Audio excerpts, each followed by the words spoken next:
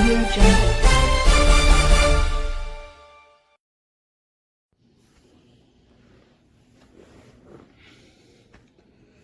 नमस्कार दोस्तों, मैं हूं राकेश अचल और आप देख रहे हैं अपना YouTube चैनल चक्षुदर्शी।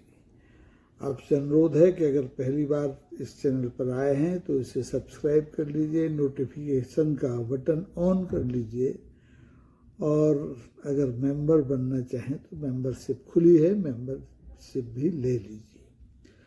दोस्तों, आज की सबसे महत्वपूर्ण खबर मध्य प्रदेश के लोगों के लिए है। मध्य प्रदेश में दतिया विधानसभा के उपचुनाव की तारीखें चुनाव आयोग ने घोषित कर दी हैं। 30 जुलाई को यहाँ मतदान होगा और इसके पहले जो गजट नोटिफिकेशन के बाद प्रक्रिया चुनाव की होती है वो शुरू हो जाएगी।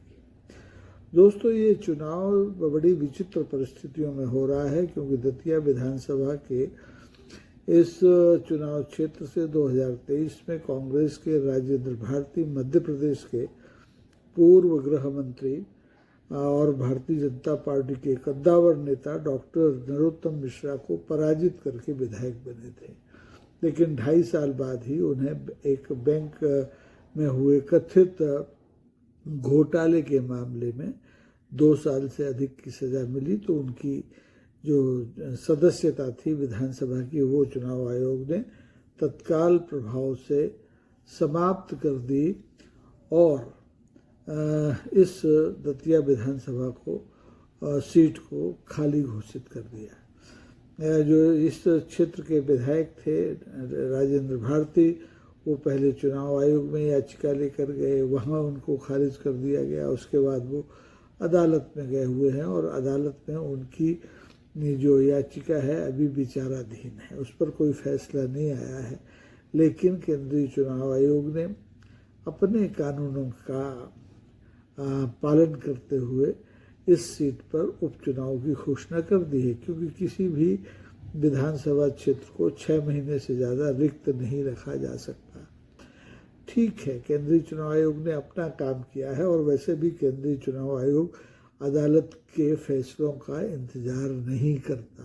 आपको मालूम होगा, केंद्रीय चुनाव आयोग को अदालत के फैसलों का इंतजार कभी नहीं रहा। पिछले दिनों मध्य प्रदेश में राज्यसभा का जो चुनाव हुआ था उसमें कांग्रेस प्रत्याशी मीनाक्षी नटराजन का नामांकन पत्र रद्द कर दिया गया था और मीनाक्षी नटराजन, कांग्रेस पूरी पार्टी पहले चुनाव आयोग के पास गई, वहाँ उन्हें नहीं सुना गया तो वो सुप्रीम कोर्ट गई और सुप्रीम कोर्ट से फैसला आता इससे पहले ही केंद्रीय चुनाव आयोग ने राज्यसभा के जो तीसरे प्रत्याशी मध्य प्रदेश से थे महेश केवट भाजपा के, उनको निर्वाचित घोषित कर दिया। क्षमा कीजिए।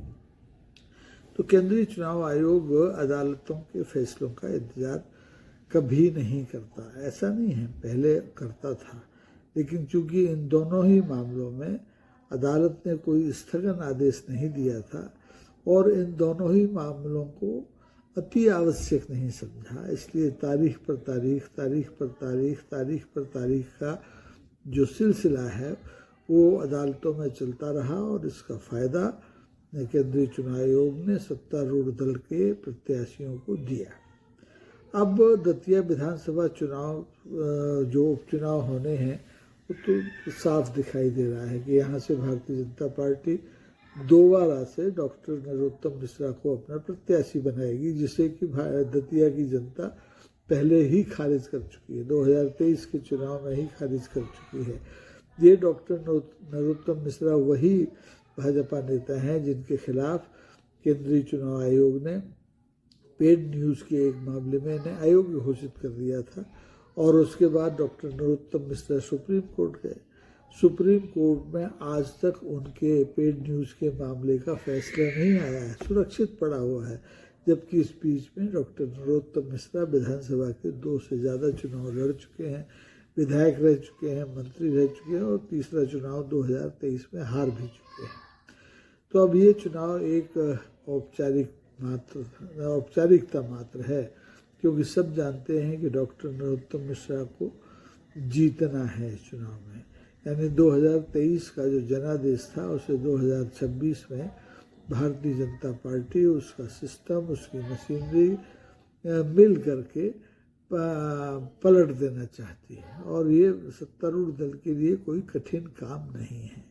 एक विधानसभा उपचुनाव को मैनेज करना कठिन इसलिए नहीं है कि 2023 के विधानसभा चुनाव को सत्तारूढ़ दल ने पूरी तरह से मैनेज कर लिया था। और उस समय ये समझा जा रहा था 2023 में कि शिवराज सिंह सरकार की, चौहान की पार्टी सरकार तो गई लेकिन नहीं गई। शिवराज सिंह चौहान मुख्यमंत्री नहीं बने, लेकिन भारतीय जनता पार्टी प्रचंड बहुमत से वापस लौटी। किसी को भरोसा नहीं हुआ। राजनीति के जितने पंडित थे, जितने जानकार थे, जितने होशियार पुराने पत्रकार थे, सबके आकलन, सबकी भविष्यवाणियाँ झूठी साबित हुई थी। लेकिन दतिया विधानसभा उपचुनाव के बारे में मैं अपने अनुभव के आधार पर ये भविष्यवाणी कर सकता हूँ कि अगर भारतीय जनता पार्टी ने डॉक्टर नरोत्तम मिश्रा को दोबारा से यहाँ उपचुनाव में प्रत्याशी बनाया तो वो चुनाव जीतेंगे। उन्हें ना बनाया, उनके बेटे को बनाया तो वो भी चुनाव जीतेंगे।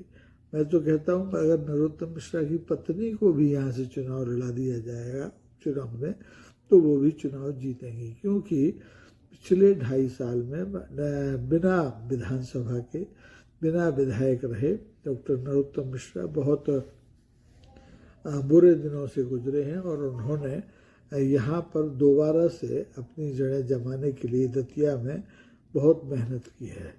दतिया की जनता को बार बार ये महसूस कराने की कोशिश की जा रही है कि दतिया के विकास का जो रथ था वो कांग्रेस के राजेंद्र भारती के जीतने के बाद से अवरुद्ध हो गया था। अब ये मौका मिला है कि इस भ्रष्टाचार के आरोप में जो विधायक हटे हैं, अयोग्य ठहराए गए हैं, उनके स्थान पर जनता चाहे तो अपने जनादेश का संशोधन कर ले, सुधार ले, अपनी गलती को ठीक कर ले। अब ये देखना होगा, बड़ा दिलचस्प होगा जुलाई में, 30 जुलाई को जब ये मतदान होगा कि इस उपचुनाव का जो ऊँट है किस करवट बैठता है। लेकिन मुझे पता है कि ऊँट की करवट वैसी ही होगी जैसी कि भारतीय जनता पार्टी की सरकार मध्य प्रदेश में चाहती है। तो इस चुनाव में बहुत ज़्यादा दिलचस्पी लोगों की नहीं होगी। हालांकि हमारे बहुत से पत्रकार साथी हैं इस उपचुनाव को कवर करने के बहाने दतिया पहुंचने की तैयारियां कर रही हैं, क्योंकि यहाँ एक पंथ दो काज होते हैं। एक तो आप डॉक्टर नरोत्तम मिश्रा के प्रति अपनी शुभचिंताएँ जता सकते हैं, दूसरे यहाँ पर जो शक्तिपीठ है, जो देवी का, पीताम्बरा देवी का मंदिर है, उसमें जाकर के दर्शन कर सकते हैं, अपनी मनोकामनाएं पूरी करने की प्रार्थना कर सकते हैं।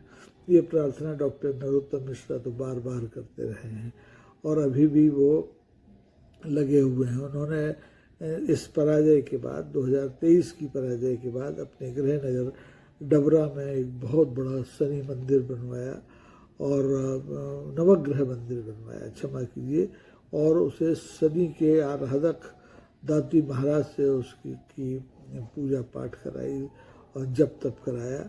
और उसके बाद ही ये जो हमारे राजेंद्र भारती थे कांग्रेस के विधायक दतिया से, वो अयोग्य ठहराए गए। तो उन्हें लगता है कि पूजा पाठ का फल मिलता है और इसी नवग्रह मंदिर की कृपा से वो दोबारा से 2026 में 30 जुलाई के बाद विधानसभा जा सकते हैं।